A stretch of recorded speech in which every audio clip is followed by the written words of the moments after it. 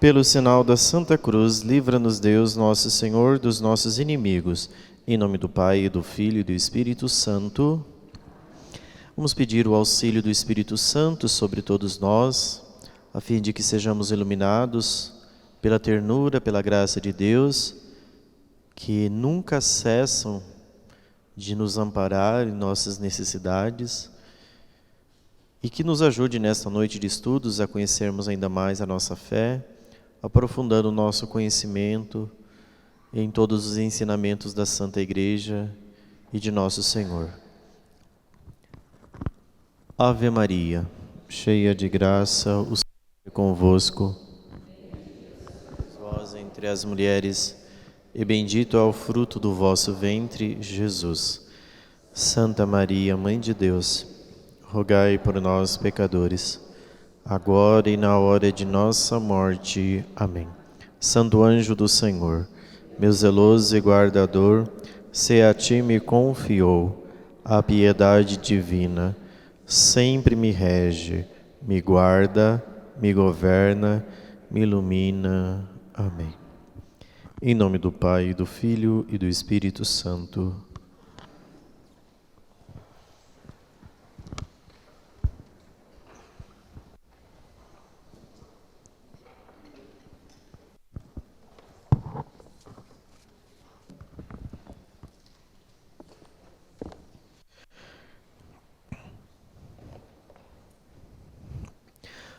Nós vamos, nesta terça-feira de nossa catequese, falarmos sobre o sacramento da reconciliação, ou também chamado sacramento da penitência, ou conhecido ainda por confissão.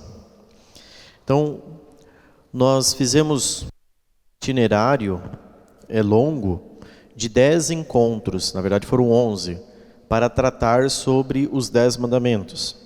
Iniciamos, então, de maneira decrescente os mandamentos, passando todos os mandamentos, e no último encontro falamos sobre o primeiro mandamento da lei de Deus, e hoje, depois de termos feito todo este conhecimento moral a respeito dos 10 mandamentos, nós vamos tratar, então, sobre a confissão. Quis fazer isso justamente porque o conhecimento dos 10 mandamentos ele é um ponto necessário para que a gente possa fazer uma boa confissão. Então, uma primeira nota que eu quero fazer a respeito da confissão é a seguinte. Nós, como católicos, cremos por fé divina e revelada que os sacramentos são de instituição divina. Foi nosso Senhor Jesus Cristo quem instituiu os 7 sacramentos. Portanto, o sacramento da penitência, na ordem dos sacramentos, é também um sacramento instituído por Cristo. É preciso se lembrar que existem sacramentos que são instituídos diretamente por Cristo e outros que são indiretamente. Quais são os instituídos diretamente por Cristo? O sacramento do batismo. Então você vai lá no capítulo 28 do Evangelho de Mateus, está lá claro, nosso Senhor ordenando aos apóstolos, ide por todo o mundo, anunciar o Evangelho a toda criatura, em nome do Pai e do Filho e do Espírito Santo. Ponto. O segundo sacramento da confirmação, diretamente instituído por Cristo. Ele não é instituído diretamente por Cristo. Foi nosso Senhor que instituiu o sacramento. No entanto, o sacramento da confirmação, os apóstolos são os responsáveis por fazer a aplicação do sacramento, conforme está em Atos dos Apóstolos. O sacramento da Eucaristia é instituído diretamente por Cristo. Como nós sabemos, na última ceia, Jesus se reuniu e ordenou, façam isto em memória de mim. Os 2 sacramentos de cura, o primeiro, o sacramento da penitência, e depois o segundo, o sacramento da unção dos enfermos, o da penitência nós vamos ver o Evangelho hoje, capítulo 20 do Evangelho de São João, e o sacramento da unção dos enfermos está no capítulo 6 do Evangelho de Marcos. No entanto, quem também fará a aplicação desse sacramento são os apóstolos, conforme está lá na carta de São Tiago, né? Se alguém estiver doente, chame os presbíteros da igreja. Ele ungirá com óleo e, através da fé, o enfermo será curado. O sacramento da ordem é instituído na última ceia, quando Jesus ordena os apóstolos, e por fim o matrimônio também de instituição divina, porque no capítulo 19 do Evangelho de Mateus, Nosso Senhor eleva o matrimônio de direito natural a direito sacramental. Muito bem. Então isso só para falar de que todos os sacramentos são instituídos por Cristo. Então nós precisamos perceber a necessidade de receber o sacramento como uma fonte de vida para nós. Então, se nós pegarmos o catecismo católica, no catecismo nós podemos pegar o número 1000. Deixa eu dar uma interferência. 1440 do catecismo. É quando o catecismo vai começar a tratar sobre o sacramento da penitência e da reconciliação. Então, uma primeira coisa que nós precisamos ter presente é eliminarmos aquele certo receio que nós temos da confissão, como uma vergonha, como um medo. Outros ainda, muito influenciados por uma mentalidade protestante, diz, só Deus perdoa, eu não preciso me confessar com o padre e tudo mais, né? Então, vamos olhar o que a fé católica nos ensina. Então, o número 1440 nos fala o que é o pecado, né? O pecado é, antes de tudo, uma ofensa a Deus, uma ruptura da comunhão com Ele. Ao mesmo tempo, é um atentado à comunhão com a igreja. Então, quando a gente peca, a gente rompe a nossa união com Deus, número 1, e também esse pecado, ele tem um atentado contra a nossa comunhão eclesial. Por mais que o meu pecado tenha sido feito mais escondido possível, que ninguém saiba, isso feriu a minha comunhão com a igreja. Por isso, a conversão traz simultaneamente o perdão de Deus e a reconciliação com a igreja, o que é expresso e realizado liturgicamente pelo sacramento da reconciliação. Muito bem. Aqui vem o 1441, que fala: só Deus perdoa os pecados. Só Deus perdoa os pecados. Por ser o Filho de Deus, Jesus em si mesmo, o Filho do homem, ele tem o poder de perdoar os pecados na terra. Marcos capítulo 2, versículo 10. E exerce esse poder divino. Teus pecados estão perdoados. Marcos 2, 5. Mais ainda, em virtude de sua autoridade divina, transmite esse poder aos homens para que o exerçam em seu nome. Então, é Jesus quem perdoa os pecados, mas a autoridade que Cristo tem de perdoar os pecados, ele confia a quem? Aos apóstolos. No capítulo 20 do Evangelho de São João está muito expresso. Vocês podem ler todo o capítulo 20, que é o episódio da ressurreição de Jesus. Quando Jesus entra naquele dia da ressurreição no cenáculo, e esse evangelho é proclamado na liturgia no segundo domingo da Páscoa, colocou-se no meio deles e disse: a paz esteja convosco. Assim como o Pai me enviou, eu também vos envio.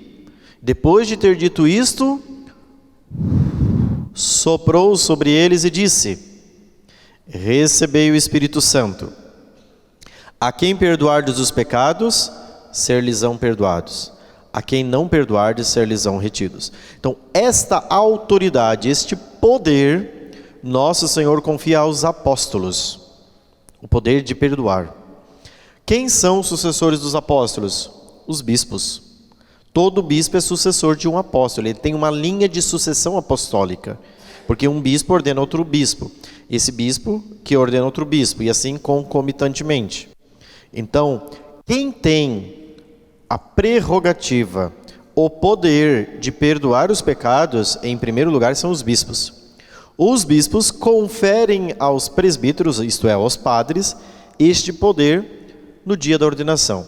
Quando conferem ao sacerdote, que foi ordenado o poder de perdoar os pecados.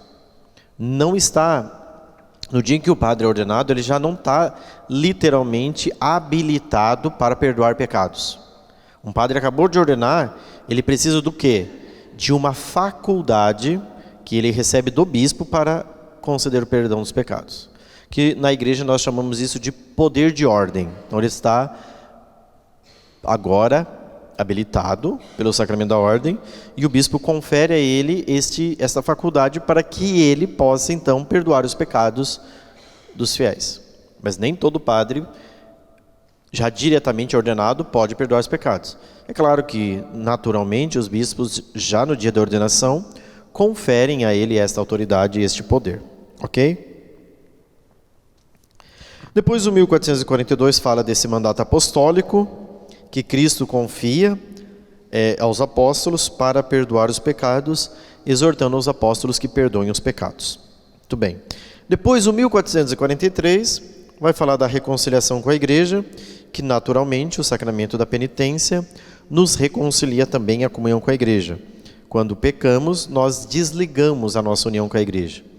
É um outro evangelho que também está paralelo a esse evangelho, para falar do sacramento da reconciliação, é o capítulo 16 do evangelho de Mateus. Mateus 16:16. Quando nosso Senhor Jesus Cristo pergunta a São Pedro, na verdade pergunta aos apóstolos, né? Quem dizem os homens que eu sou? Pedro responde, né? Alguns dizem que é João Batista, outros que é Elias e tal. Os apóstolos em geral, que é o que a multidão está dizendo. Aí Pedro responde, tu és o Cristo, o Filho do Deus vivo. E aí Jesus diz para Pedro, e tu és Pedro, e sobre esta pedra edificarei a minha igreja, e o poder do inferno nunca poderá vencê-la. Eu te darei a chave do reino dos céus, tudo que tu ligares na terra será ligado nos céus, e tudo que tu desligares na terra será desligado no céu. Então, o poder de ligar e desligar, portanto, é confiado também aos apóstolos, certo? Então, só esta breve fundamentação para que a gente compreenda, aprenda a ter fé e crer que o sacramento da reconciliação é de instituição divina.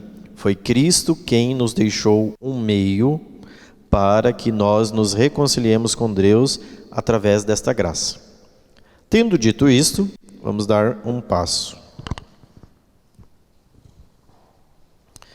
Então, alguns aspectos importantes para o sacramento da confissão. Nós podemos chamar, então, confissão, reconciliação, penitência, é tudo sinônimo, certo? Então, vamos lá. Eu vou apresentar alguns elementos importantes para a confissão, para que a gente aprenda a compreender a importância desse sacramento. Veja, nosso Senhor Jesus Cristo,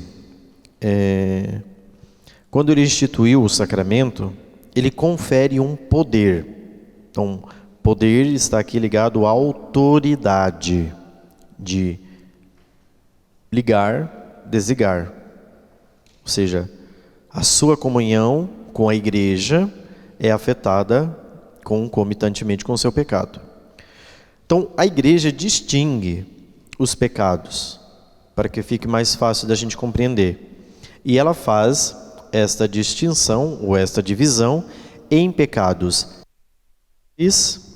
graves, ou podemos chamá-los de pecados mortais, graves e mortais, a mesma coisa, e pecados leves ou pecados veniais. Então nós temos uma distinção. Existem pecados que a gravidade deles são maior, e existem pecados que são leves, a gravidade dele é menor. Essa é a primeira distinção que nós precisamos fazer.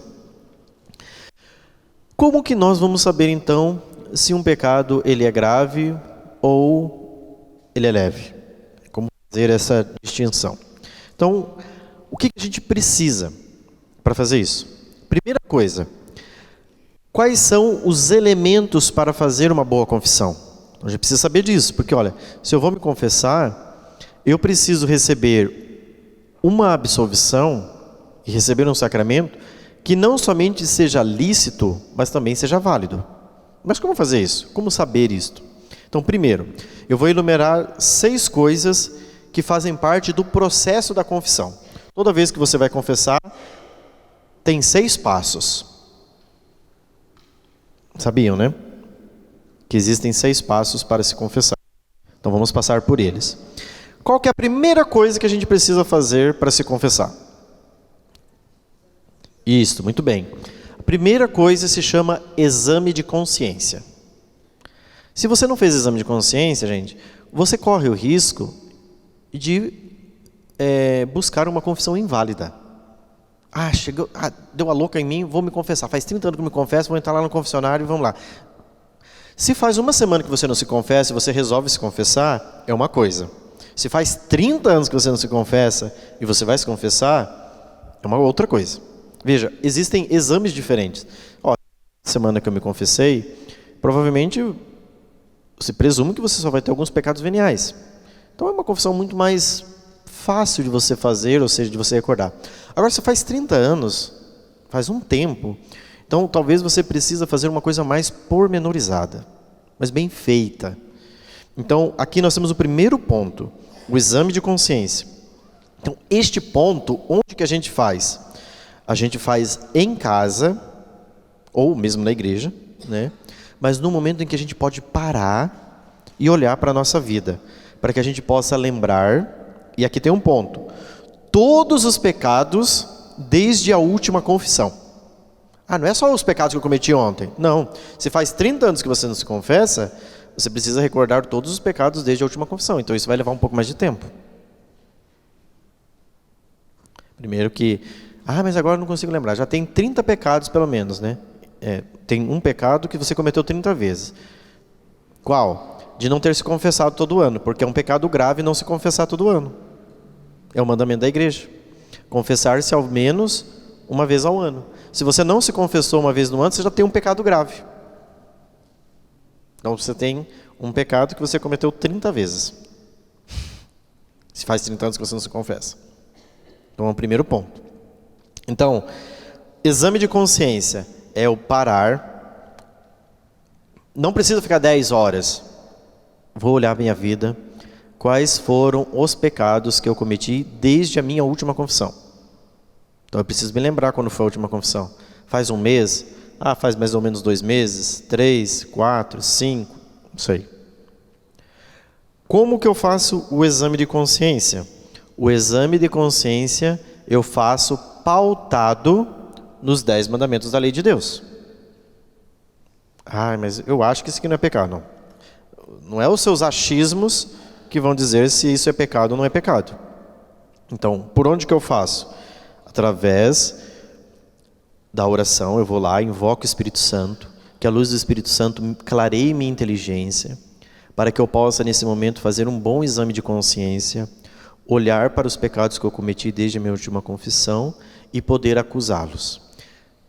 Tem pessoas que têm uma memória boa e conseguem guardar com facilidade os pecados e conseguem chegar no confessionário e acusá-los. Outras pessoas não. Não existe nenhum problema anotar os pecados. Desde que você anote isso daí, numa listinha, chega e confesse ao padre. Né? A listinha que você se confessou, que você quer confessar, os seus pecados. Pode fazer também no celular, coloque lá uma senha, né? Talvez, né? Pode ser que alguém encontre o celular e veja os seus pecados. Nossa! Né? Então, aqui você tome cuidado, né? Porque talvez tenha alguma coisa grave que você tenha cometido, você coloca lá, alguém vê, né? Mas aí, se você não tem nenhum problema que alguém veja, tranquilo. Né? Então, você pode fazer uma anotação. Eu até sempre aconselho a fazer. E daí chega lá no confessionário, padre, deu branco. O que eu posso fazer? Né? Então, branco vai dar mesmo, porque naturalmente... Por que dá branco? Porque a gente está nervoso. Se você está nervoso, ansioso, preocupado por causa daquilo que você vai fazer, naturalmente você vai esquecer. Aí depois sai do confessionário, fica preocupado e tal. Então, faça uma anotação, anota um papelzinho, coloca no bolso, venha, faz a sua confissão tranquilamente, né? E confesse seus pecados, né? Então, olha, uma coisa que as pessoas precisam se libertar, né, na questão da confissão, do exame de consciência, é que a gente precisa aprender a ser adulto e responsável na confissão, né? Então, assim, não precisa justificar pecados. Você precisa acusá-los. E para acusar um pecado, gente, poucas palavras são suficientes. Uma linha você acusa, né? Então, você não precisa explicar por que você foi incorrer naquela queda e tal. Não, é o pecado e pronto, né? Não precisa ficar com blá, blá, blá e nem falatório desnecessário. É preciso dizer, olha, fiz isto, ponto, né? Então, outra coisa, quando a gente vai se aproximar do confessionário, tendo feito o exame de consciência, o confessionário, ele não é uma espécie de divã psicológico. Eu preciso sair dali aliviado. Eu naturalmente me confesso e não, assim, você sai com a consciência mais tranquila, mas assim, eu preciso sentir-me mais leve. Não. Você precisa sair com a consciência de que você foi perdoado. Parece que eu não fui perdoado. Por que você não acha que você não foi perdoado? Alguns dos requisitos da confissão não foram cumpridos. Se eles foram cumpridos, você está perdoado, né? Então a gente precisa ter essa consciência, né? Que na confissão basta que eu tenha consciência de que aquilo é pecado, que aquilo está revelado, eu preciso chegar lá e dizer e ponto. Não é sessão terapêutica, é confissão, é acusação dos pecados que eu cometi. Muito bem. Então esse é o primeiro ponto, examinar bem sua consciência. Como você examina? Não é a sua consciência que é o parâmetro das coisas. Quem é o parâmetro? Os 10 mandamentos. Eu acho que isso aqui não é. Não, isso é achismo. Quem revelou o que é pecado é Deus, não é a sua consciência. Até porque a nossa consciência é um pouquinho desequilibrada, às vezes. Santo Afonso Maria de Ligório trata naquele livro de confissões os diversos graus de consciência. Existem consciências laxas, consciências escrupulosas, né? Existem diversas consciências. Então a gente tem que buscar deixar a nossa consciência reta. Só existe um jeito de deixar a consciência reta. A consciência fica reta com estudo da fé. Não tem outro jeito. Conhecendo a verdade. Eu vou pedindo assim, Deus vai me iluminando. Deus vai te iluminando através do conhecimento da verdade. Então, através do estudo. Segundo ponto da confissão é o arrependimento. Veja que você nem chegou no confessionário ainda.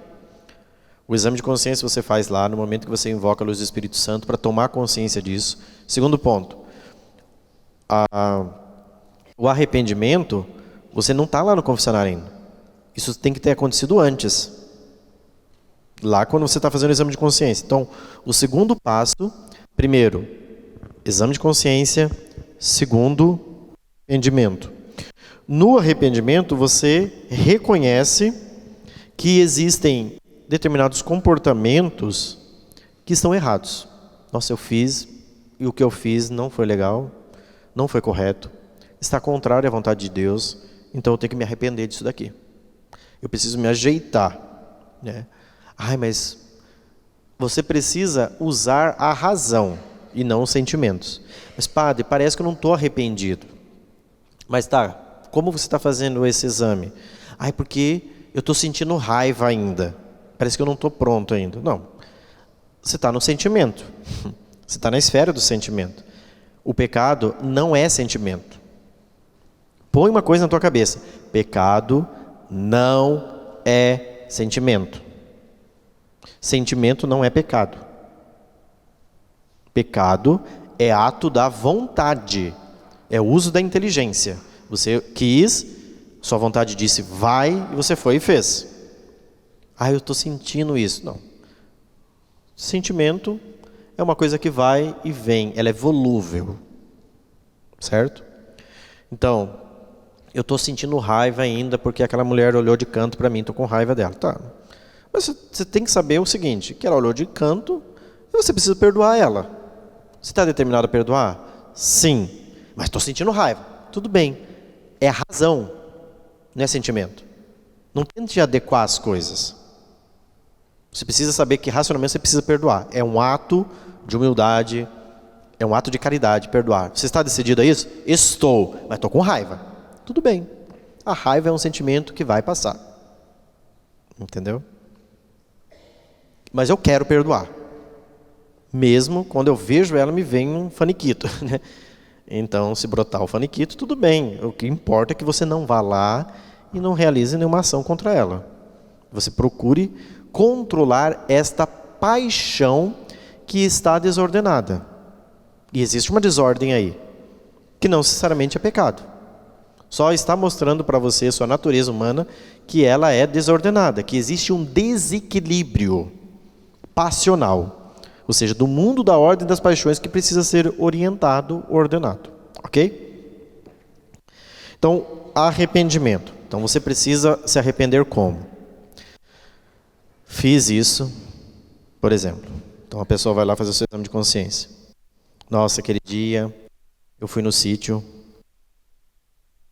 eu comi demais, desordenadamente, bebi demais, que cheguei a perder a lucidez. Pecado grave. Se você perdeu a consciência, pecado grave. Se você bebeu com equilíbrio, tranquilamente. Mas se você perdeu a lucidez, tiver que te levar arrastado, você cometeu um pecado grave. Provavelmente você cometeu um terceiro pecado, escândalo. Seus filhos viram você sendo arrastado. Belo papai que seu filho tem, né? Então, maravilhoso. Então aqui pelo menos tem 3 pecados ali, ó, cometidos. Comeu que nem uma porca velha, encheu o pandu, que teve que ser arrastado para a vergonha nacional, e por fim deu bafão, né? O bafão é escândalo. Deu escândalo, né? Depois na segunda-feira estava lá, ai, não consigo comer nada. Vai encher o nariz de novo, né? Eu não tenho muita dó, não. Ai, estou com enxaqueca. Enche mais a pança, né? E vamos ver como que fica. Paciência. É consequência. A sua natureza está mostrando que você ultrapassou os limites. Se a sua natureza está mostrando, já existe uma desordem por natureza. Você está atentando contra a sua natureza.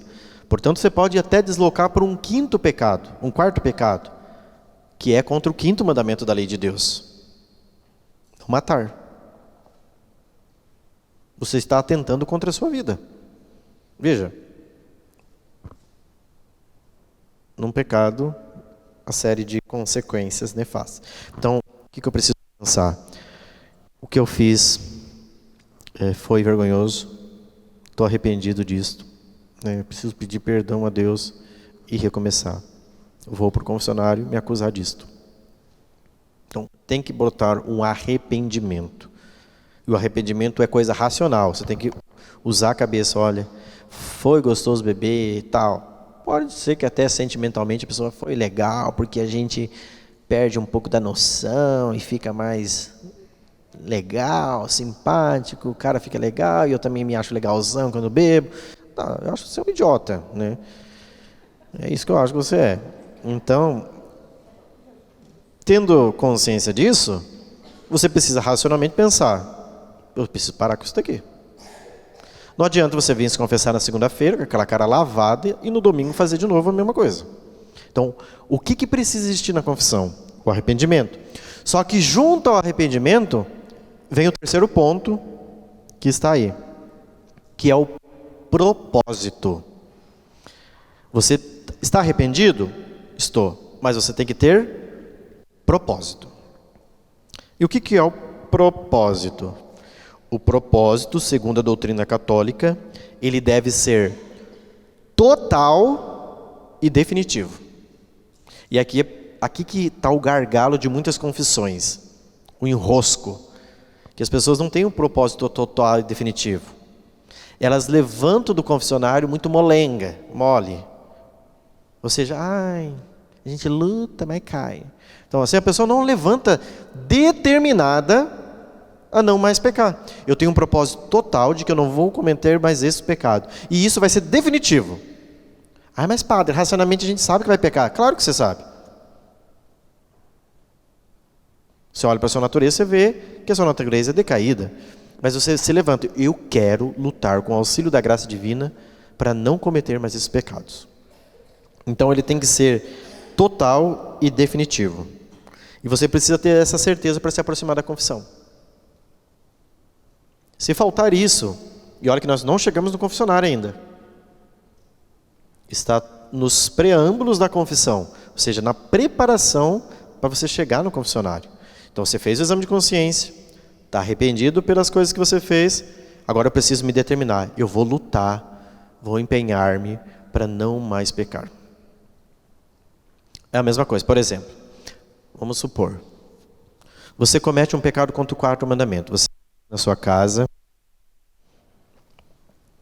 tua mãe fica brava com você, no momento de ira, você cospe no rosto dela.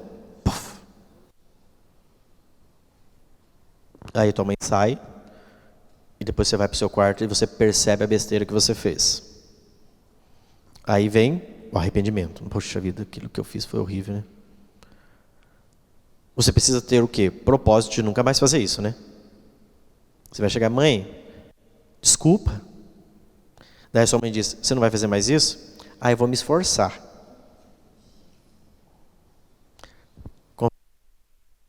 É esforço? Você chega lá para Deus, olha Deus, eu pequei, mas eu vou me esforçar para não pecar mais. Eu te ofendi, mas eu vou me esforçar. Você quer o quê? Eu nunca mais vou fazer isso. Assim deve ser com Deus. Eu vou me esforçar para não cometer esses pecados aqui. Não. Eu não vou mais cometê-los, eu vou lutar. Se caso eu cair, incorrer no pecado, começa, levanta, vamos de novo. E toda confissão você precisa ter esse ato, esse propósito de que ele seja definitivo e total. Eu não posso ir para o confessionário e dizer, eu vou lutar. Não, eu não quero mais pecar. Esse é o propósito. Eu vou me levantar daqui com a graça divina, com o auxílio divino. E gente, se você se levanta assim, através da graça, a coisa decola. Se você levanta mole, parecendo uma gelatina, não vai, não decola. Não porque a graça não seja suficiente, mas porque a natureza não corresponde com a graça. Santo Tomás de Aquino até diz na Suma Teológica que a graça supõe a natureza. Então, se a sua natureza ela não quer, a graça não vai ter efeito. O efeito da graça de Deus para agir em mim depende da minha natureza. Eu quero. Então a graça vem e faz. Por isso eu preciso ter um sincero e definitivo propósito de não incorrer mais naquele pecado. Seja qual pecado for, todos os pecados graves devem ser odiados na confissão. Você deve odiá-los. Eu não quero mais cometer esse pecado. E não vou cometer mais. Tranquilos? Tranquilos? Tá. Então, antes de se aproximar da confissão, sempre tenha presente o arrependimento. Junto com o arrependimento, propósito. Quarto ponto. Aí vem a hora. A acusação. É você se ajoelhar e acusar os teus pecados. Então, o quarto passo da confissão é a acusação. Em que consiste a acusação? Consiste em declarar, em tipificar todos os teus pecados ao sacerdote. Certo? As leis da igreja obrigam a nós padres a termos sigilo absoluto da confissão sob pena de excomunhão. Então, você tem que tipificar o pecado. Você precisa dizer que tipo de pecado. Gente, isso é importantíssimo. Por quê? Para que a gente rasgue o nosso coração diante do sacerdote e diga o que é o pecado, e também para que, num breve conselho que o sacerdote vai te dar, ele possa te orientar sobre algum pecado de uma natureza mais grave na qual você esteja escravo, né? Então, alguns detalhes da tipificação são importantes. Por exemplo, chego lá, em nome do Pai, do Filho e do Espírito Santo. Então, Padre, pequei contra o primeiro mandamento: eu não amei a Deus sobre todas as coisas. Isso é muito genérico. Como você não amou a Deus sobre todas as coisas? Desconfiando da providência divina, na falta de fé, deixando de rezar. Veja no confessor: eu não amei Deus sobre todas as coisas, ponto. Padre, eu fui num rito satânico. Viu que a tipificação é importante? Ir num rito satânico é um pecado contra o primeiro mandamento, porque você não amou Deus sobre todas as coisas. Mas do jeito que ela contou aqui, parece que é algo tão tranquilo, né? Eu não amei Deus sobre todas as coisas. Genérico. É um pecado. Mas de que forma? De que modo? Aí você tipifica: olha, eu não amei Deus sobre todas as coisas porque coloquei outros deuses no lugar de Deus. Fui a um rito satânico por 2 vezes. É importante dizer o número às vezes. A igreja, na verdade, pede que a gente diga, tipifique o pecado e o número de pecado, o número de vezes que você cometeu. Eu fui a um rito satânico 30 vezes nesse mês. Eu fui a um rito satânico 1 vez. Viu a gravidade? Vamos para outro pecado. Padre, pode dizer os seus pecados. Eu pequei contra a castidade. Genérico. O confessor pode... Existe 1000 formas de pecar contra a castidade. O que você é? Eu sou casado. Você pecou contra a castidade. O que você fez contra a castidade? O confessor não tem que ficar investigando, mas existem coisas que, para a gente entender a gravidade da coisa e que pecado a pessoa cometeu, você precisa fazer uma pergunta. Pequei contra a castidade, tá? Tive um olhar indecente para uma mulher. É uma coisa. Eu saí com uma mulher. Tá. O que mais? E isso foi nos últimos 6 meses, praticamente todos os dias. Aumentou a gravidade da coisa. Não foi uma fraqueza. Eu caí uma vez, traí minha esposa, por uma vez num momento de fraqueza e... é uma coisa.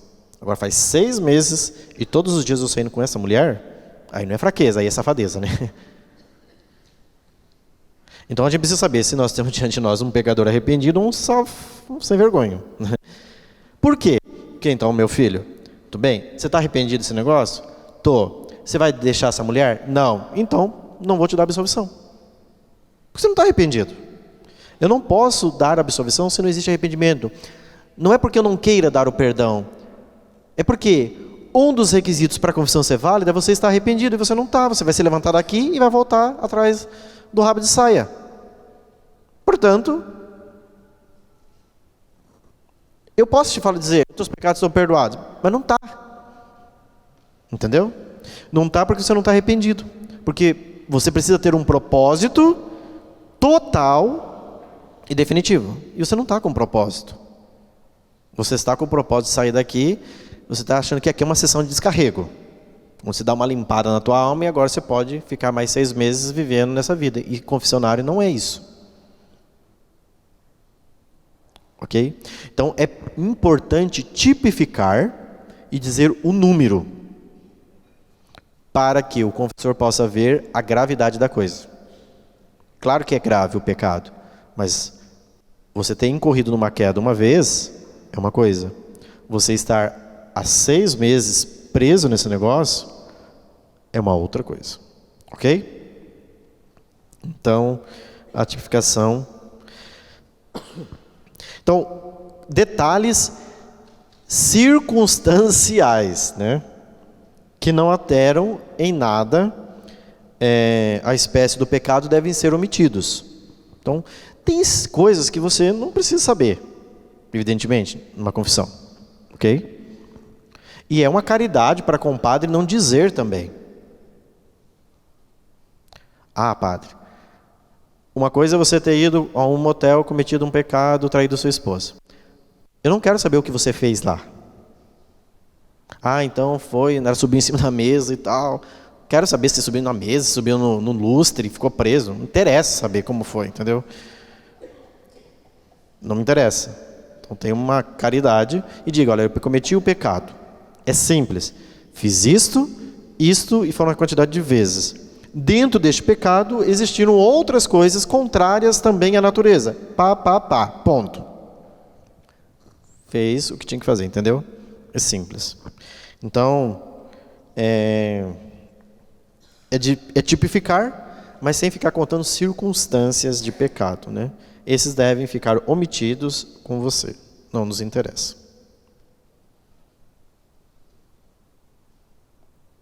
Certo. Então, esse quarto passo é a acusação, né?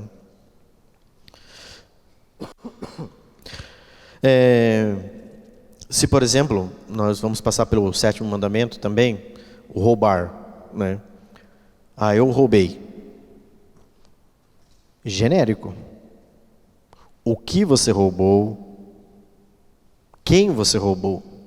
Ah, uma criança chega e se confessa, eu fui comprar carne para minha mãe no açougue, voltando, eu estava com R$2, comprei uma coxinha. Roubou, porque não pediu. E não contou para a mãe. Tá. Outra coisa é, eu estou trabalhando no caixa de uma empresa e sobrou R$10.000, botei no bolso. Veja, a criança roubou, o outro roubou. Evidentemente que, vamos pensar, se a mãe soubesse que aquela criança comprou a coxinha, iria ficar brava? Ela cometeu uma desordem, um pecado. Mas ali, muito tranquilo. A mãe, imagina, pode comprar a coxinha, filho. Se ela pedisse, a mãe daria o dinheiro, talvez, para comprar a coxinha. Agora, o teu patrão iria... Não, de boa, R$10.000 não faz diferença, não. Pode pegar, legal. Mês que vem você pode pegar mais 5. Não. Então, a gente precisa dizer o que é o pecado, até mesmo, gente, para que o confessor possa dar uma penitência ao fiel proporcional ao ato cometido. De que modo? Roubei R$10.000. Estou arrependido. Tá. Mas e aí? Como que fica o teu patrão? Como fica a desordem que você provocou? Então, roubei. Quem você roubou e quanto roubou? Ah, roubei meu patrão e roubei R$10.000. Certo. Então, você precisa restituir isso para ele. Ah, mas se eu restituir para ele, eu vou ser mandado embora. Tudo bem. Isso não vai fazer muita falta para ele? Aparentemente, eu acho que ele nem percebeu. Não vai fazer diferença. Então, tá. Então, agora você precisa pegar R$10.000 e comprar tudo em cestas básicas e levar para as famílias carentes. Mas não pode ficar simplesmente, eu peguei R$10.000, estou arrependido, o padre me deu a absolvição e estou de boa. Não, você tem que reparar a desordem social cometida. Você vai lá reparar essa desordem social cometida, não diretamente indo a ele falar, porque senão ele vai te mandar embora, e aí talvez isso vai trazer um prejuízo maior, porque daí ele pode comentar com outras pessoas e você não arrumar emprego em nenhum lugar da cidade, porque você roubou, você foi um ladrão.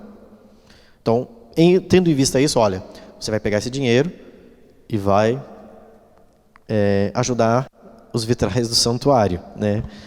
Então, muito bem uma forma de reparar o dano causado. Vamos lá, nós estamos precisando de dinheiro, então é uma forma. Vai ajudar a casa da criança, vai ao asilo e compre lá camas para os velhinhos do asilo. Vai na Santa Casa e compra algum aparelho. Compra tudo em cesta básica. Você precisa reparar o mal causado. Entendeu? Precisa doer aqui, ó, no bolso. Então, a gente precisa reparar. Por isso que, padre, eu pequei. Roubei. O cara foi lá, roubou 10.000 e fica assim. Então, padre, eu roubei, eu estava lá na casa da cicrana e tinha umas bolachinhas, enquanto ela foi buscar um negócio, eu comi umas bolachinhas. É uma coisa. existe uma desordem e tal. Você ter comido, com certeza a fulana não ia ficar brava de você pegar as bolachinhas lá da mesa, porque estavam lá para comer mesmo. Outra coisa é, ai, eu vi que teu envelope ali, uau, tem 5 mil no envelope. Deixei no bolso, saí, a fulana nem percebeu, e eu levei 5 mil reais embora. Bolachinha 5 mil, tem uma diferencinha, né? Perceberam? Se você pedisse a bolachinha para a cicrana, ela ia, não, pode comer, fica à vontade. Se você pegasse os 5 mil reais para ela, ela ia deixar? Não, fica à vontade, pode levar 5, se quiser, passa no banco, tem mais. Não. Então, veja, a tipificação, o número, são importantíssimos para o confessor. Certo? Muito bem. Dentro da acusação, então eu disse que existem pecados que são graves e pecados que são leves, ou mortais e veniais. Como que a gente faz este balanço para a gente ter consciência dessa coisa? Então, duas coisas são importantes. Para que um pecado seja grave, além de ter sido um pecado cometido contra os 10 mandamentos da lei de Deus, ele precisa de duas coisas: plena advertência e pleno consentimento. Então, essas duas coisas são importantes para distinguir um pecado grave ou um pecado venial. Plena advertência é ato da inteligência. Pleno consentimento é ato da vontade. Porque quem peca é a alma. Então a gente peca fazendo uso da inteligência e o uso da vontade. Bem, eu vou explicar já o que consiste a plena inteligência, a plena advertência e pleno consentimento. Porque todo pecado é um ato humano. Os animais não pecam, porque eles não fazem o uso da inteligência. A vontade eles até usam, de maneira desordenada, mas a inteligência não. Certo? Aí, para a gente entender um pouco isso, na Suma Teológica, Santo Tomás de Aquino faz uma distinção entre atos do homem e atos humanos. Certo? O que são atos de homem? São todos os atos exercidos por seres humanos. Porém, nem todos os atos de homem são atos humanos. Um ato privado de razão e de vontade, embora exercido por um ser humano, não é humano, é apenas um ato de homem. Exemplo. Você está indo, passando à frente do santuário. Uma criança cruza na tua frente e você bate o carro na criança. Isso foi um ato humano ou um ato de homem? Um ato para ser humano ter inteligência e vontade.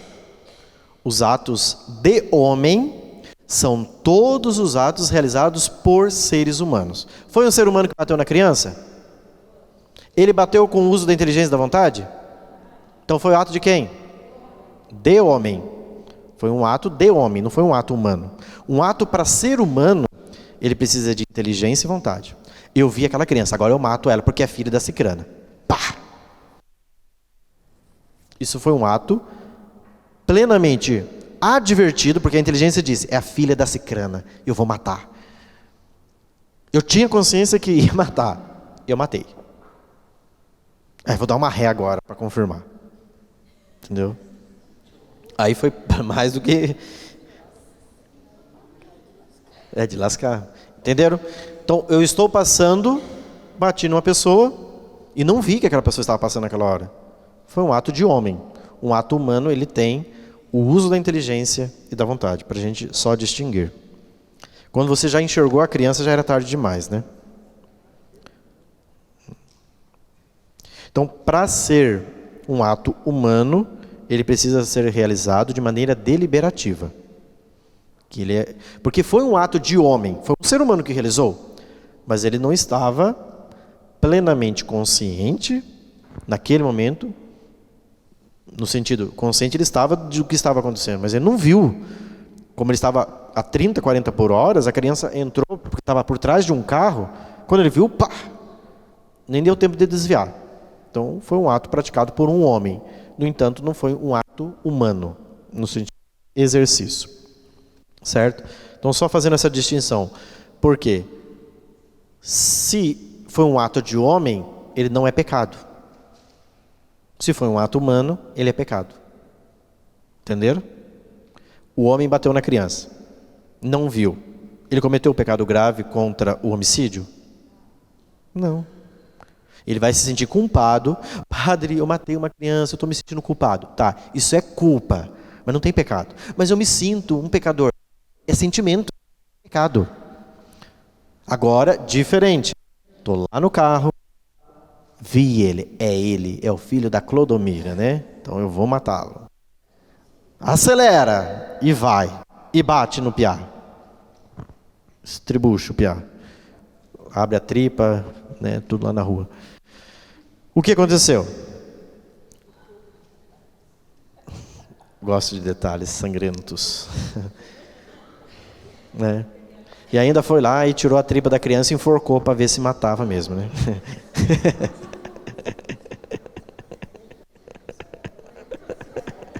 Que trágica, né?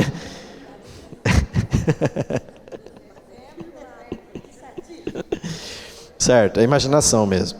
Então, veja, foi um ato humano. Então, houve uma deliberação, houve uma vontade, portanto, é um pecado.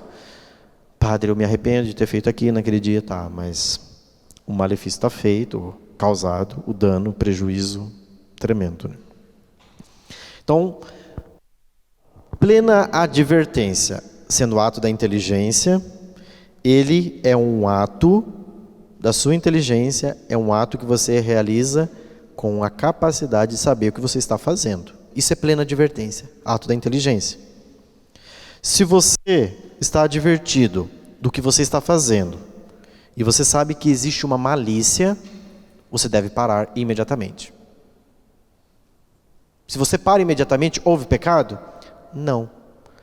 A sua inteligência falou, cara, vai dar merda. O que você está fazendo está errado. Para. Parei. Não houve nenhum pecado. Se a tua inteligência te advertiu, ou seja, ela te avisou, cara, isso não é legal. O que você está fazendo está errado. Então, e você parou, então não houve pecado. Se a tua inteligência te disse, te advertiu, e você continuou, e você prosseguiu no ato, portanto existe pecado. Porque a sua vontade foi lá e fez o que a sua inteligência já havia advertido. Então, e isso aqui, gente, você não precisa saber por estudo, ou assim, alguém avisar formalmente que isso é pecado, né? Porque se fosse assim, quem cometeria pecado somente teólogos, e quem cometeria crime são advogados, né? Se você cometer um crime, embora você não saiba que aquilo é um crime, eu não sabia que matar era crime. Minha filha, você vai para a cadeia, né? Você foi lá, matou uma pessoa, daí o policial está preso. Mas como que eu estou preso? Eu não sabia que matar era crime. Não interessa, você vai para a cadeia. Você vai responder o processo. Pecado também é assim. Você não precisa ser avisado formalmente. Olha, o que você está fazendo é pecado. Não. O pecado é pecado por quê? Porque ele é uma desordem. Certo? Claro que nós vimos que aumenta a gravidade desse pecado de acordo com a maior consciência, o maior saber. Quanto mais você conhece, mais enrolado você está, de alguma forma, né? Então, um ato, como que eu sei que a minha inteligência está advertindo? É quando você percebe que existe ali uma malícia. Você sabe o que é malícia? Todo mundo, né? Você está fazendo uma coisa com malícia. Se você está fazendo uma coisa com malícia, volta para trás. Corrija isso. Antes que isso termine em pecado grave. Então, basta... Uma criança sabe disso. Quando ela faz determinadas coisas, ela faz escondido. O que ela está fazendo escondido? Porque existe malícia ali dentro dela. Essa malícia já faz com que você identifique que tem consciência e saiba que aquilo que você está fazendo não é correto. Ok? Então, entender o que é um ato da inteligência, não é que você precisa... ato da inteligência é só para quem tem PhD. Ser humano é capaz de ter um ato de inteligência. Uma pessoa simples, analfabeta, que não tem nenhum conhecimento, ela sabe que aquilo que ela está fazendo tem malícia. É isso que você precisa. O ato da inteligência é isso. Você percebeu que você está fazendo uma coisa cuja ação tem uma maldade, uma malícia, volta. Ok? Pleno consentimento. Aí é o ato voluntário. Eu sei que o que eu estou fazendo é malicioso, mas eu continuo fazendo aquilo. Eu posso dizer com sinceridade que eu fiz aquilo desejando fazer aquilo. E eu não agiria de outra forma, eu quis fazer daquele modo. Portanto, pecado grave. Então, essas duas coisas são importantes. A plena advertência, ato da inteligência, e o consentimento, que é ato da vontade. Exemplos. Sexta-feira Santa, estou lá em casa, sentadinho, tem um vizinho protestante que está fazendo um churrasquinho. E vem aquele cheirinho de carne. Hoje é sexta-feira santa, ou outra sexta-feira qualquer, mas talvez a sexta-feira santa, porque daí tem jejum, né? Nossa, dá até água na boca. Senti uma vontade de comer uma carninha. E aí deu água na boca. A minha inteligência diz, nossa, hoje é sexta-feira santa. Até aqui houve pecado? Mas eu resolvo subir no muro. E o vizinho é muito parceiro, muito amigo, daí eu dou uma olhadinha lá. Ai. Deixa eu comer um pedacinho, joga um pedacinho para cá assim também. Não. Então, a partir do momento que você vai e come, então você consentiu. A sua vontade pediu. Vai, cara, você vai perder essa oportunidade? Olha lá, ela está sangrando. Né? Tem pessoas que gostam da carne mais sangrando, outras não. Mas enfim, nossa, entendeu? Você vai a uma festa de aniversário, numa sexta-feira, vê todo mundo comendo coxinha, quibinho, e aí você fala, ai meu Deus do céu, resta para mim só o copo de suco. A tua inteligência diz, hoje é sexta-feira. Ai, mas só hoje. Né? Só um pedacinho. Então, a sua vontade está dizendo ali, a sua vontade quer, inevitavelmente, a sua vontade é louca, né? E ela quer tudo. Só que a sua inteligência está te falando, não vai. Não vai. Você foi, então houve um ato da inteligência, que houve uma advertência e houve um consentimento. Pecado grave. Compreenderam, então, o que é plena advertência, pleno consentimento para incorrer no pecado, então, portanto, grave. Certo? A partir, então, desse terceiro momento, né, da advertência plena e do pleno consentimento, então, nós temos ali o pecado. Né? Nós temos, geralmente, 3 respostas, né, quando nós estamos nesse drama. A recusa, o consentimento, nem recusa nem consentimento, né? Eu quero tudo. Aí a gente acaba caindo no pecado. Então, por isso que é preciso fortalecer a vontade. Os santos da igreja sempre ensinam que existe uma necessidade do fortalecimento da vontade. Porque quanto mais você fortalece a vontade, mais você se torna resistente para combater. Se você não fortalecer sua vontade, a sua vontade fica o quê? Desordenada, ela sempre quer. Ela quer sempre ser alimentada, né? Então, um exercício importante é o fortalecimento da nossa vontade, que é desordenada, certo?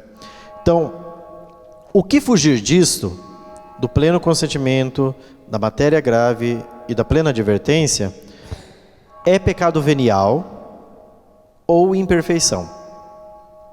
Tem coisas que as pessoas confessam que não são nem pecados graves, nem pecados veniais, são imperfeições da alma. Raiva. sentir raiva. É uma imperfeição. E às vezes a pessoa acha que é um pecado grave. Uma pessoa chegou e falou isso aqui de mim, pá.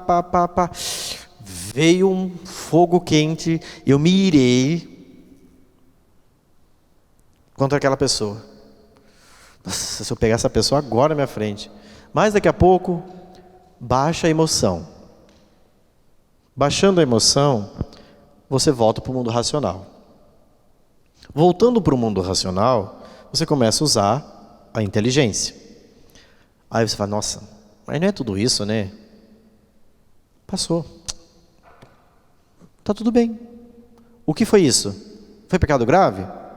Não. Foi pecado venial? Também não.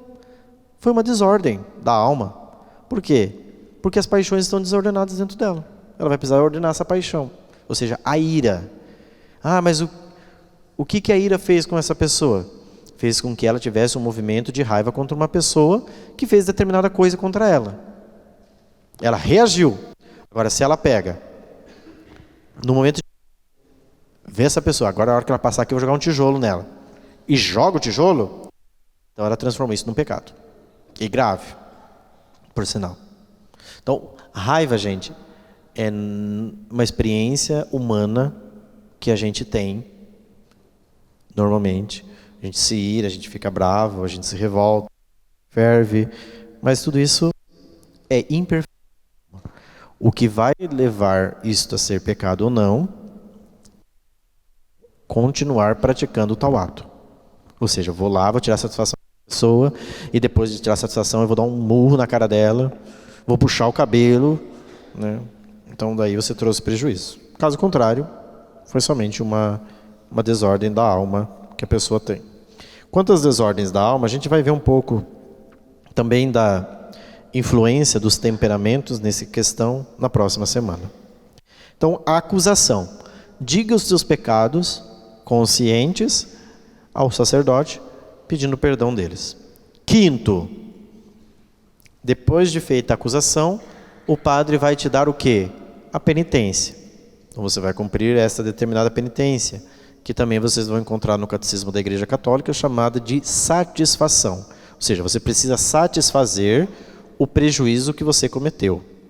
Não porque você precisa refazer um prejuízo aos pecados que você cometeu, mas porque aquele pecado trouxe para a sua alma um prejuízo. E por fim, o sexto é um ato do sacerdote, que é a absolvição. Então o padre precisa de dizer, eu te absolvo dos teus pecados, em nome do Pai, e do Filho, e do Espírito Santo. Amém. Então, os 4 primeiros elementos dependem do do fiel. O quinto e o sexto dependem do padre, que é a penitência e a absolvição. Os outros 4 atos são todos do penitente. Se ele não praticá-los bem, você corre o risco de uma absolvição inválida da confissão. Depois, eu citei lá o número do catecismo, né? Vocês podem ler todo o número 1444 para frente, que ele vai explicar tudo isso que eu falei. Mas como é muito longo, eu quis ir explicando e fazendo um resumo para ficar mais fácil esses pontos. Mas aí vocês podem pegar e ler todo o catecismo na parte do 1440 e poucos em números seguintes, que vai estar explicando isso daqui, a contrição, a satisfação, quando que é um pecado grave ou venial, quando é uma imperfeição e tudo mais, né? Deixa eu ver só se eu não me esqueci de nada aqui, que seja importante para a gente guardar para a nossa vida em relação à confissão.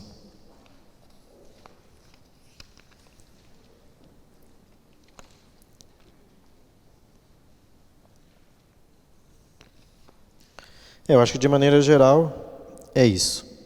É a gente ter esta consciência desta graça da confissão. E olha, primeira finalidade da confissão, infundir a graça. A confissão é para dar a graça santificante. Então, se você quer progredir no crescimento, aqui está o sacramento que te dá a graça para o progresso. Então, não tenha medo de se confessar, busque a confissão com maior frequência, e você vai percebendo que quando você sai do confessionário, você tem assim de acordo com o seu propósito e o seu arrependimento, determinados, definitivos, total, você sai de lá com muito mais força para combater determinados pecados. A força não vem de você, a força vem dele. É a graça que opera. Então, a confissão produz um fruto muito grande na alma. Por isso que a igreja coloca como sacramento de cura. É para curar a alma mesmo. É para que nós, na confissão, como o Padre Pio dizia, é para que o sangue de Cristo seja derramado sobre nós. Então, quando você vai lá, vergonhosamente dizer os seus pecados, é difícil, Padre, que vergonha. Não gostaria de dizer esses pecados, mas tudo bem, faz parte da nossa miséria humana dizer, e faz parte da necessidade que eu tenho da graça, de mostrar que eu não sou suficiente, que eu não me basto, que eu não sou o Senhor de mim mesmo, que eu dependo de outro, eu dependo de um sacerdote que estende a mão e me dá a graça de retornar à amizade com Deus e restabelecer a minha comunhão com a igreja. Então eu volto para esta graça, para esta amizade, com um organismo vivo. Então, eu acho que ficou claro, né? Tendo feito os 10 encontros dos 10 mandamentos, visto todos eles, falado um pouco da confissão para a gente melhorar a nossa consciência, melhorar a nossa forma de confessar e cada vez mais a gente progredir na nossa vida espiritual. Claro que mais adiante, quando a gente for falar dos 7 sacramentos, eu vou voltar a falar do sacramento da penitência, mas eu vou falar sobre uma outra ótica, não vou falar sobre esta ótica, mas da confissão, diretamente, como eu fiz hoje, né? Assim, mostrando ponto a ponto. Vai ser mais a natureza do sacramento, a necessidade do sacramento, mas isso quando a gente for estudar depois os 7 sacramentos, ok? Espero que tenham compreendido bem a riqueza desse sacramento e cada vez mais a gente possa colher os frutos desse sacramento. Então, na próxima terça-feira, dia 30, então nós vamos iniciar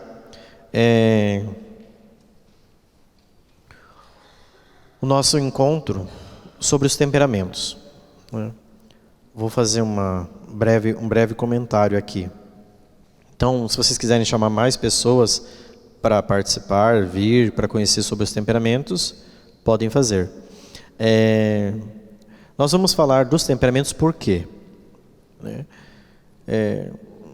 Então, temperamento, é importante a gente ter essa noção, né? Não é uma espécie de signo católico, né? O católico vai descobrir qual que é o seu signo, né? Eu sou colérico, melancólico, fleumático ou sanguíneo. Não. Por que nós queremos descobrir o temperamento? Por que nós queremos entender sobre o temperamento? O temperamento é uma coisa muito antiga. Remonta ao período antes de Cristo. Então nós vamos ver basicamente quando surgiu, em que está fundada a ideia, e nós vamos usar autores católicos. Inclusive o padre Antônio Royo Marim, na obra Teologia da Perfeição Cristã, trata sobre este tema. Por quê? Porque se a gente quer progredir no caminho da santidade, um dos primeiros passos é a gente ter autoconhecimento, é a gente se conhecer. Então a gente precisa saber como que a gente funciona.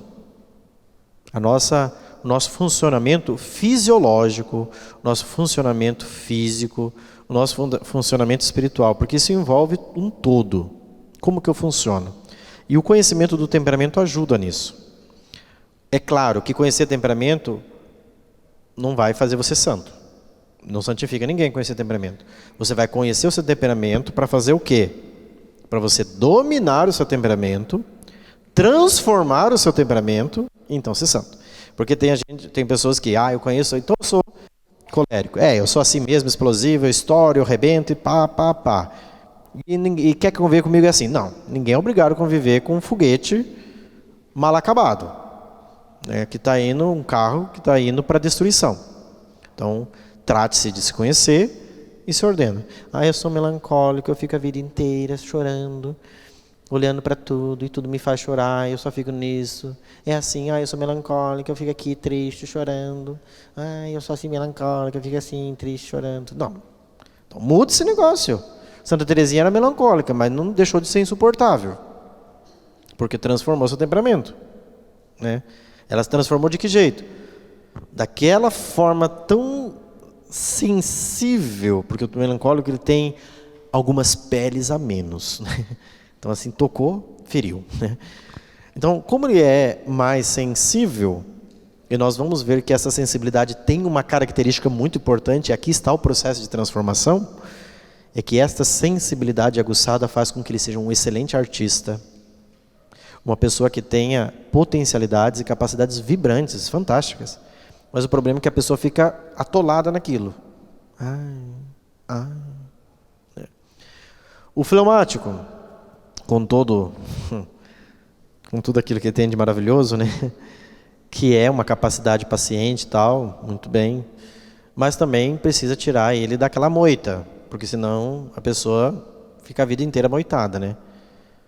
Então, o fleumático é mais ou menos aquela pessoa que quer que o mundo acabe em barranco para ele morrer encostado. Podia acabar tudo em barranco, pelo menos eu tenho um lugar para encostar, né? Então ele não está preocupado muito com as coisas, né? A coisa está indo para lá e para cá e ele está de boa. Então, ele precisa transformar isso, porque senão ele nunca vai ser santo, porque ficar encostado na moita não faz ninguém santo. E o sanguíneo tem que também controlar aquela capacidade dele, né, difícil, de ser extremamente, não alegre, mas ultrapassar limites, né?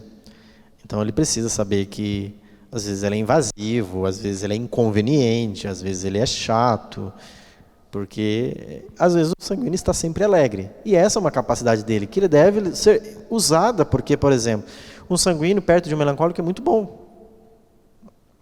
Ele levanta aquele baixo astral, aquela tristeza. Né? Mas o melancólico também com o sanguíneo ajuda, porque ele faz o sanguíneo vir para o mundo real. Olha, vamos pensar um pouco. Né? Assim como o colérico bota o fleumático para correr, e o fleumático segura o colérico. Então, todos os temperamentos são maravilhosos.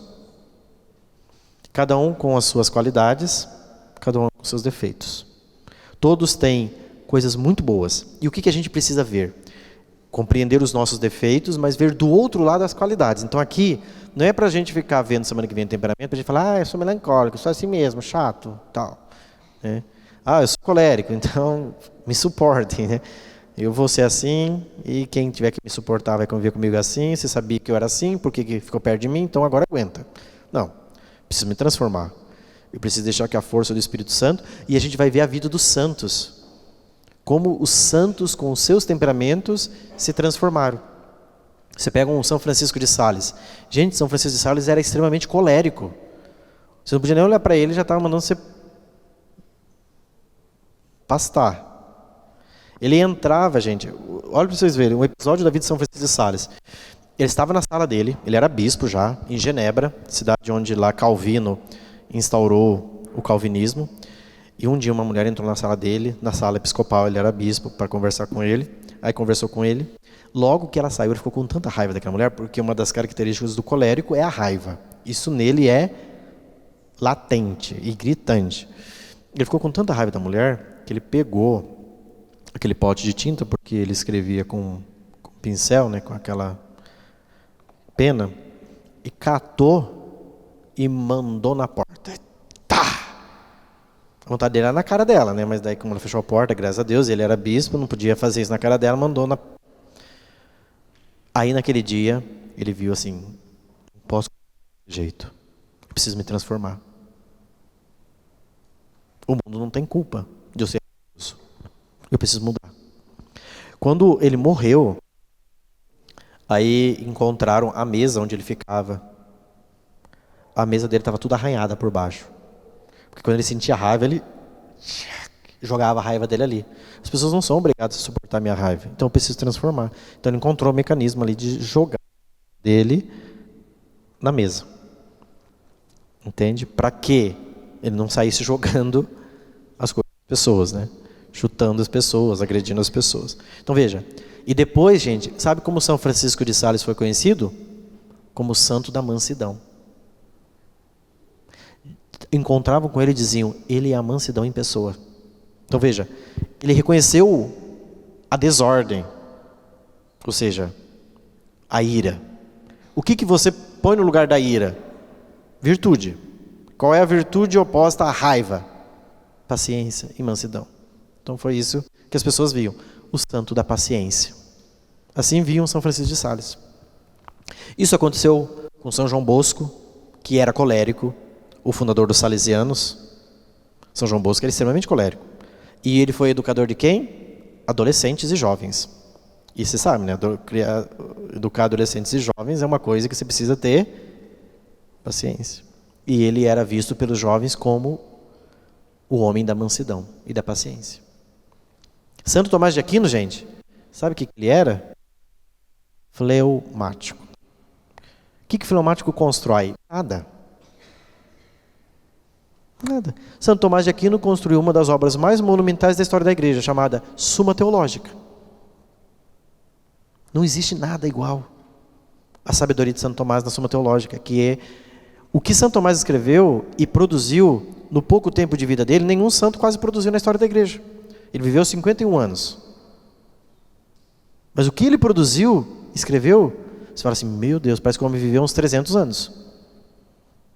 Mas era um fleumático, e o fleumático não tem coragem para nada. E veja o que ele produziu. Então, o que ele fez? Ele transformou o temperamento. Santa Teresinha é melancólico. Melancólico é chato. Melancólico é sensível. Né? Tudo dói, tudo fere. Mas o que ela fez? Ela não ficou sendo a dodóizinha da vez. Ela mudou aquilo. E fez com que o seu temperamento fosse o quê? Transformado. E as pessoas viam Teresinha como uma flor do Carmelo. Sanguíneo. São Francisco de Assis era sanguíneo. Extremamente sanguíneo, né? Nossa. Então, e o sanguíneo, mas também um homem super controlado, né? Temperamento. Felipe Neri, São Felipe Neri também era sanguíneo. Santa Teresa d'Ávila também ela tem uma propensão para ser sanguínea, né? O que eu sou? Eu sou fleumático. Já extremamente fleumático. Eu sou colérico. Vocês não me conheceram ainda. No passado foi terrível. Hã? Não tem mesa arranhada. É que assim, se você não jogar essa raiva para fora, o que acontece? Somatiza. Então, eu já tive pedra no rim, né, aos montes, era uma pedreira. Hoje, graças a Deus, eu consegui resolver tomar tanta água. Preciso ver sempre com uma água. Mas eu já tive muitas pedras no rim. Então, é a forma do colérico. Ou, sabemos que a maioria das doenças são psicossomáticas. Você vai somatizando, seu corpo se transforma, né? Então, a gente vai aprendendo a se controlar, mas é colérico, né? Hoje mais amansado do que no passado. Eu tenho um episódio, porque assim, uma das coisas que eu vou ajudar vocês a ver o temperamento, vocês não podem tanto ver o hoje. Por quê? Porque ao longo da nossa vida, nós sofremos influências. Então a gente vai mudando. Você muda a personalidade, você tem mudanças de caráter, você tem as virtudes. Então, por exemplo, como que a gente vai diagnosticar o nosso temperamento? A melhor forma para entender o nosso temperamento é você olhar como você reagia dos 3 aos 7 anos. Às vezes você não se lembra. Aí você vai perguntar para sua mãe. Porque assim, hoje eu sou brava, irritada. Talvez você não tenha um problema de caráter. Está azedo e chuta todo mundo. Colérico. Não, às vezes a pessoa não é colérica. Às vezes aquilo é um mecanismo de proteção que ela encontrou durante a vida para se proteger. Talvez ela não seja colérica. Como que a gente vai diagnosticar? O temperamento faz parte da nossa compleição. Não tem como você mudar. Você controla o temperamento, mas não muda. Não tem como falar, eu queria ser fleumático. Gente, é impossível. Só se me matar e fizer outro. Mas não vai ter como. Por quê? Porque o temperamento ele também é de caráter genético. Minha mãe não é fleumática. Meu pai tinha uma tendência para ser melancólico. Minha mãe é colérica. Um pouco mais do que eu. Então, Nossa Senhora. E meu avô, a pai da minha mãe, era um colérico bravíssimo. À altura. Então, é herança. Não tem como eu ser um fleumático, gente. O que eu posso controlar é com a virtude, a mansidão. Tem um episódio que marca... 2 episódios marcam a minha vida que me fazem entender o temperamento. Porque eu sou colérico. E que depois, ao longo da vida, a gente vai controlando. Aos 4 anos de idade, tem um episódio com o meu irmão. E assim, o meu irmão já é extremamente melancólico. E sofria, porque eu, o caçula, colérico, minha irmã mais velha, colérica, meu irmão melancólico no meio. Então já viu, né? Aí, eu tinha 4 anos.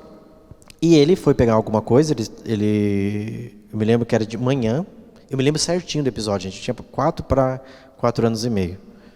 E eu não ia para a escola ainda. Aí, eu falei para ele alguma coisa que ele tinha que me dar, ele não me deu. Eu catei uma colher de pedreiro e mandei na cabeça dele. Aí, ele começou a chorar, caiu, sangue, drama e tal. Aí, minha irmã estava indo para a escola. E minha irmã viu ele, pegou um tapete, botou na cabeça dele e foi para a escola. E aí minha mãe trabalhava do outro lado, porque o posto de saúde era em frente de casa. Ele tá vivo. Então, esse episódio marca assim, fala assim, nossa, eu não aceitei que ele me dissesse não. E eu já mandei ali. Depois teve um outro episódio, quando eu tinha 6 para 7 anos. 7 anos, porque era o meu aniversário de 7 anos. E o meu avô tinha o costume de, cada neto ganhava um boi para fazer um churrasco. Então, o neto completou 7 anos, ganha um boi. Então, ganhei o boizinho, foi matado o boi. Como é em abril meu aniversário, era próximo da Páscoa, então foi feito no aniversário. E aí, na ocasião, tinha uns familiares de uma tia, que é cunhada da minha mãe, que é casada com meu tio, e foram com eles, porque era Páscoa, eles estavam lá passeando. E nós fomos primos, nós estávamos brincando lá perto do poço da casa da minha avó. Tinha um poço, e nós estávamos brincando com pedra, e eu com um martelo na mão. E quebrando as pedras. Aí esse menino que estava na festa foi lá para brincar com a gente, porque ele chegou e tal, entrou lá e vai, conversa vem. Aí ele falou assim, dá um martelo. Eu falei assim, não, eu que estou quebrando. Ele falou assim, dá um martelo. Eu falei, não vou dar. Aí ele falou assim, então você não vai martelar mais. E colocou a mão. Eu falei, tira a mão daí. Ele não tirou. E aconteceu. Eu mandei o martelo na mão dele. Aí ele saiu chorando. Aí foi aquele escândalo e tal, minha mãe veio, porque fez isso e tal. Eu falei, ele nem é convidado à festa. Ele não devia estar aqui. Aí passaram alguns anos, uma semana depois, quebrou a mão do piá, de fato. Eles não levaram o moleque no médico e tal. Mas eu fiquei ainda bravo, porque ele estava de intrometido na minha festa, né? Não era convidado. Então eu falei, nossa, eu era bem difícil, né? Então, como você vai vendo uma criança? Você consegue detectar o temperamento na criança, naquela fase, onde você vê a reação dela. Por exemplo, algumas dicas. Com uma criança colérica, não adianta você revidar, não adianta você combater. Porque se você começa a bater de frente com o colérico bate de frente, ele sempre tem razão. Ele nunca vai perder. Então o que você faz? Você precisa desafiar uma criança colérica. Por exemplo, a mãe, arruma o teu quarto agora. Para com isso, não vai dar certo. Ela não vai arrumar o quarto. Ela vai tentar encontrar um mecanismo para fugir. Você precisa falar assim, eu duvido que em 10 minutos você arrume esse quarto. Ele ama desafio. Ele gosta de ser desafiado. Então, são algumas estratégias boas que a gente conhecendo, olha, como que meu filho funciona, como que essa criança funciona, eu posso usar em benefício dele. Não é porque ele queira ser o chatão, é porque ele tem uma compleição que o colérico está pronto para o combate. O mundo é inimigo dele. Todo mundo é meu inimigo. Então, se você vem, eu estou pronto para a guerra. Se você olhar de um jeito, eu já vou para cima, entendeu? Então, ele está assim, pronto. Não é porque ele queira ser assim, é porque existe dentro dele um espírito de combate. Então, se você vir, ele está sempre pronto para revidar, para combater. Então, nós vamos conhecer um pouco isso para a gente compreender por que pessoas funcionam de determinado jeito. Mas para que a gente se conheça. Então, nosso temperamento é para que a gente tenha um autoconhecimento a nosso respeito e, conhecendo a nós mesmos, a gente possa transformar o nosso temperamento. Eu possa querer ser uma pessoa melhor. Nossa, o mundo não é meu inimigo. As pessoas não são tão más assim, né? Eu posso olhar para as pessoas de maneira bondosa, eu posso esperar. Então, se controla, segura. Claro que isso fica assim, pegando fogo dentro da gente. Para quem é colérico, é forte ter que se segurar, se controlar. Você vê as coisas assim e dizer, segura, espera, paciência. Não, eu preciso ser santo. Eu procuro sempre lembrar isso, eu preciso ser santo, eu preciso me controlar. Então a gente vai moderando e conseguindo controlar. Estou falando mais do colérico porque naturalmente eu falo mais sempre dos sanguíneos, né? E eu acabo sempre zoando com os sanguíneos, né? Mas o sanguíneo tem coisas maravilhosas, viu? Muito belas, muito boas, que precisam ser muito bem usadas. Como os fleumáticos, como os coléricos, como também os melancólicos, né? Certo? Mas daí semana que vem, então, a gente vai começar. Não sei se nós vamos conseguir fazer tudo isso semana que vem. Nós vamos começar 2 temperamentos. Se a gente conseguir fechar os 2, a gente deixa 2 para as outras semanas. Senão, vamos ver como vai ser a nossa bate-papo, tá bom? Mas nós vamos tentar ver tudo sobre o temperamento assim, bem profundo, tá bom? Vamos rezar então, agradecendo a Deus. Em nome do Pai, do Filho e do Espírito Santo. Amém. Ave Maria, cheia de graça.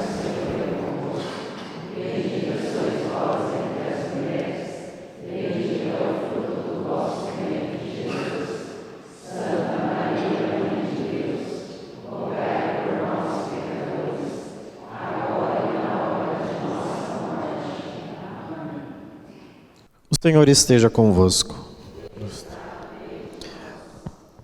Sob a intercessão da Virgem Maria, abençoe-vos o Deus Todo-Poderoso, Pai, Filho e Espírito Santo. Boa noite a todos e até a próxima.